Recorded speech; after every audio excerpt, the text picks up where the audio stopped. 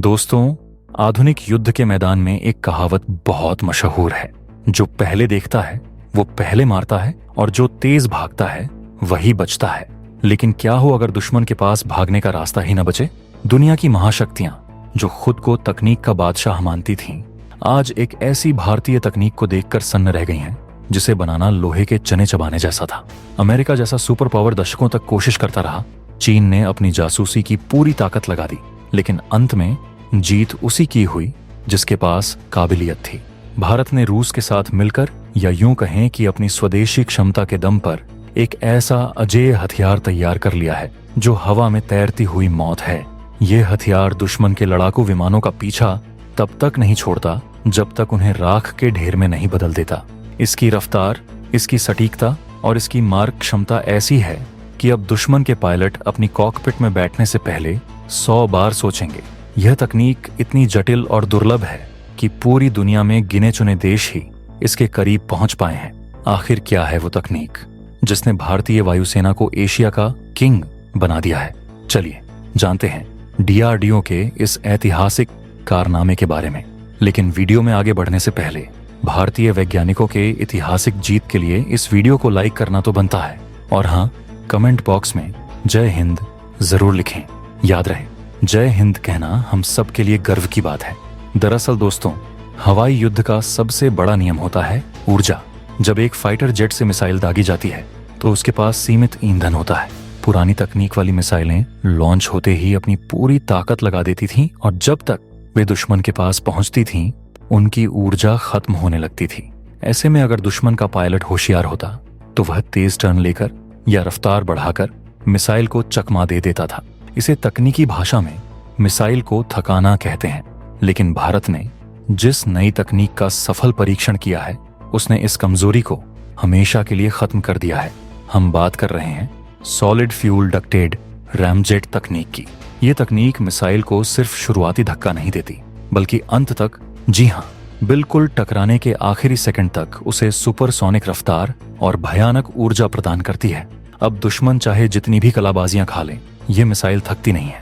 साधारण शब्दों में समझें तो दुनिया की 90% मिसाइलें एक रॉकेट मोटर पर काम करती हैं जो अपना खुद का ऑक्सीजन और ईंधन साथ लेकर चलती हैं। इससे मिसाइल भारी हो जाती है और जगह ज्यादा घिरती है। लेकिन भारत की यह नई रैमजेट तकनीक हवा से ही ऑक्सीजन लेती है। जी हाँ, यह मिसाइल वातावरण में मौजूद हवा को सोखती है, उसे कंप्रेस करती है और उसी से अपना ईंधन जलाती है।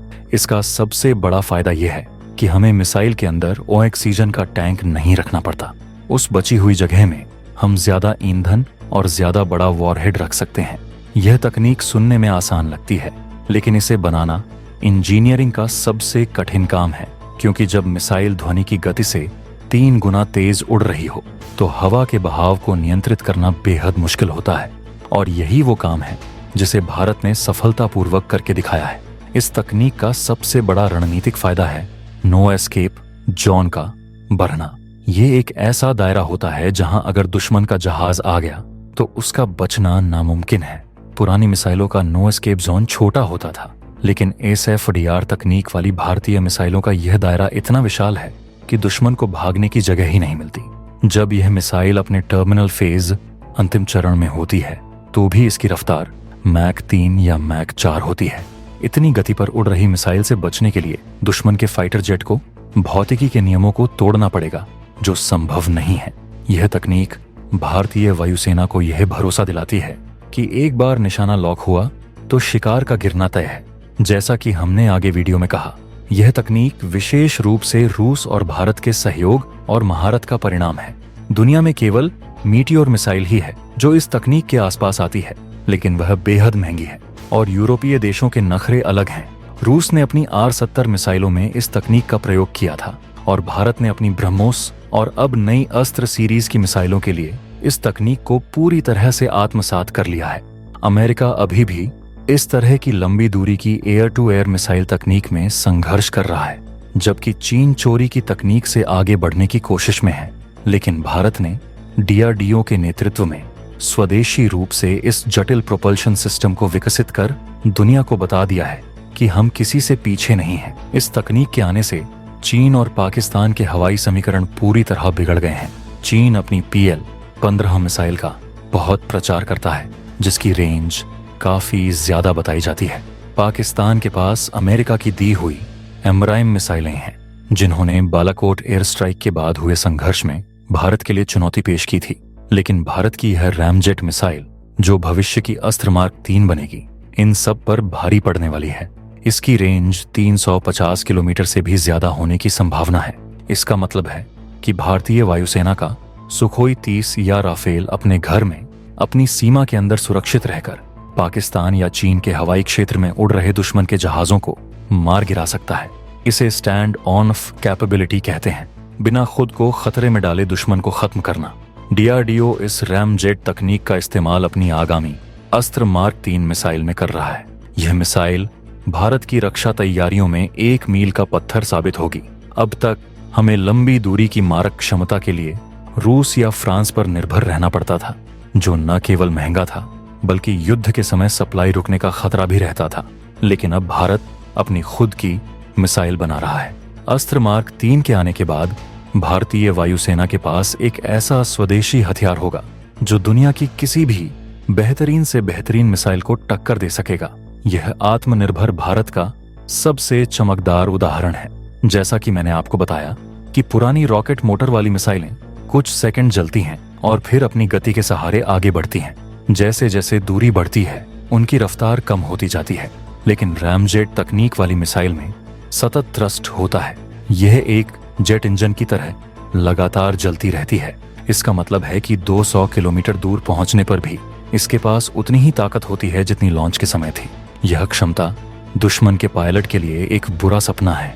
वह अपनी पूरी ताकत लगाकर जहाज को मोड़ता है, फ्लेयर्स छोड़ता है, लेकिन मिसाइल पूरी ऊर्जा के साथ उसका पीछा करती रहती है। यह मनोवैज्ञानिक दबाव ही आधे युद्ध को जिता देता है। इस सफलता के पीछे DRDO की प्रयोगशालाओं में दिन रात काम करने वाले वैज्ञानिकों की कड़ी तपस्या है। SFDR का परीक्षण ओडिशा के चांदीपुर में कई बार किया गया और हर बार इसने अपनी क्षमताओं को साबित किया है।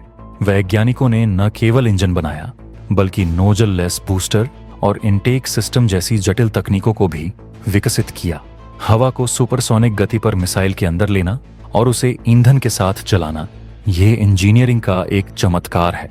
भारत ने यह साबित कर दिया है कि प्रतिबंधों और तकनीकी बाधाओं के बावजूद हम वो कर सकते हैं जो दुनिया के बड़े बड़े देश नहीं कर पाए।